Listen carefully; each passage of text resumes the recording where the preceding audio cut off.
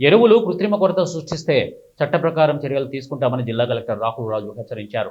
మెదక్ జిల్లా వెల్దుర్తి మండల కేంద్రంలో కలెక్టర్ రాహుల్ రాజు ఆకస్మికంగా పర్యటించారు.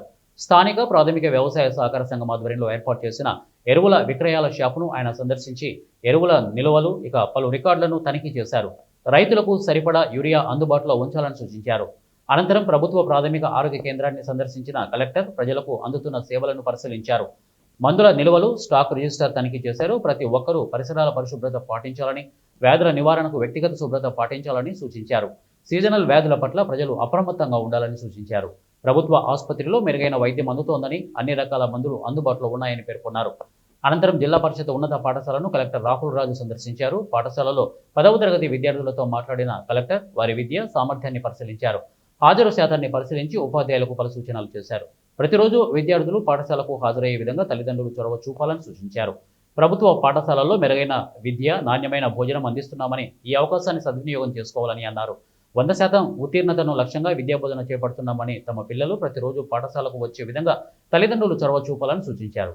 ఈ కార్యక్రమంలో కలెక్టర్ రాహుల్ రాజు, ఆర్డీఓ జిఎందర్ రెడ్డి, మండల వ్యవసాయ అధికారి ఝాన్సీ, సొసైటీ చైర్మన్ అంతారెడ్డి తదితరులు ఈ కార్యక్రమంలో పాల్గొన్నారు. చూస్తూ కూడా విస్తృతంగా పడుతూ ఉన్నాయి. సో వర్షాలు అధికంగా పడినప్పుడు ఒక ఛాన్స్ ఏముంటుందంటే కూడా మనకి డెంగ్యూ కానివ్వండి, మలేరియా కానివ్వండి, టైఫాయిడ్ కానివ్వండి, సో ఇటువంటి డిసీజెస్ అంతా కూడా వ్యాధులు ప్రబలే ఛాన్స్ ఉంటుంది. సో అట్లా ఉండకుండా ఉండాలనేసి అంటే కంపల్సరీగా మన చుట్టుపక్కల పరిసరాలంతా కూడా శుభ్రంగా పెట్టుకోవాలా. ఎక్కడ కూడా నీళ్లు నిల్వ ఉంచకుండా చూసుకోవాల్సిన అవసరం ఉంటుంది.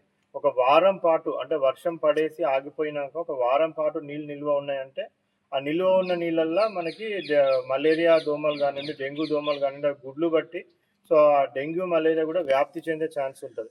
సో కంపల్సరీగా ప్రజలందరికీ కూడా విజ్ఞప్తి ఏంటంటే మన పరిసరాలలో ఎక్కడ కూడా నీళ్లు నిల్వ ఉండకుండా చూసుకోవడం. ఎస్పెషల్లీ చాలా ప్లేస్లో మనం అబ్జర్వ్ చేస్తూ ఉన్నాం, టైర్లను వాళ్ళ ఇంటి పైకప్పు మీద ఏమైనా పాలిథిన్ షీట్లకి వాటి మీద కప్పడం, దాని మీద టైర్ బరువుగా పెట్టడం, ఇవన్నీ చూస్తూ ఉంటాం.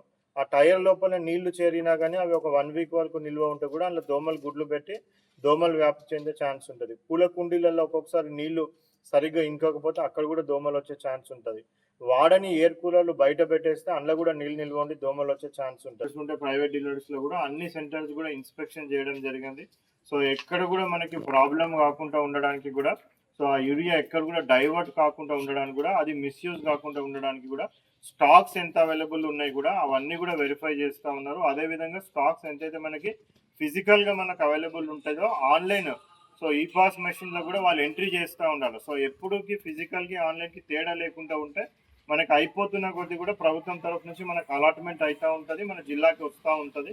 సో అవి ఆన్లైన్ ప్లస్ ఆఫ్లైన్ ఫిగర్స్ కూడా మ్యాచ్ చేసుకోవాలనేసి కూడా అందరికి ఇన్స్ట్రక్షన్స్ ఇవ్వడం జరిగింది. దాని ప్రకారంగా చూస్తే కూడా మన ఫిగర్స్ అన్నీ కూడా మ్యాచ్ అవుతూ ఉన్నాయి. సో ఎక్కడ కూడా మన